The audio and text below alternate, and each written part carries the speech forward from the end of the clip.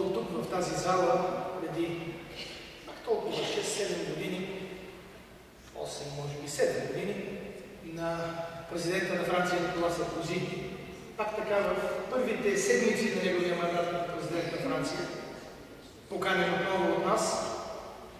И той тогава като вас подчерта ключовото значение на академичното, на образователното, на духовното сътрудничество между нашите два народа. От вашите думи видях, че вие сте много добре осведомен за магистърската програма. Аз зная, че сте и много добре осведомен по големите въпроси на Европа днес, поради което си позволявам от сега да ви поканя да изнесете една лекция в магистърската програма през тази учебна година.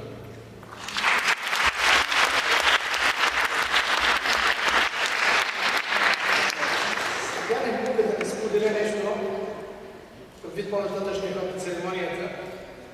Преди 16 години, на днешния ден, пристигнах в Нанси. Беден, настинал, не знаеш добре френски език, но пълен с мечти. Но тогава не можех и да предположа, че днес ще съм гост-професор в Европейския университетски център в Нанси, което е най-старото училище по европейско право в Европа.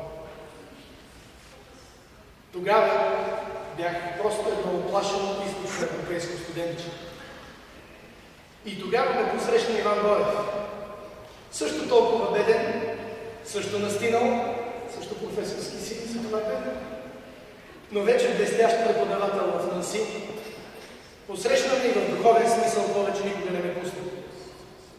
Бях запленен от красотата на Нанси и неговия клас Станислас, основателно претендиращ да е най-красивият площад в света.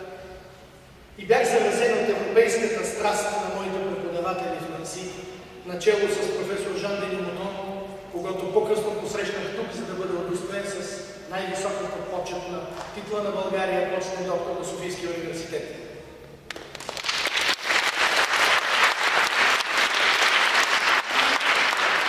И за това днес съм щастлив, горд, благодарен и въодушевен да поканя на трибуната директора на Европейския университетски център в Нанси и наш обичан приятел, професор Етиен Грики, кавалер на почетния легион на Франция.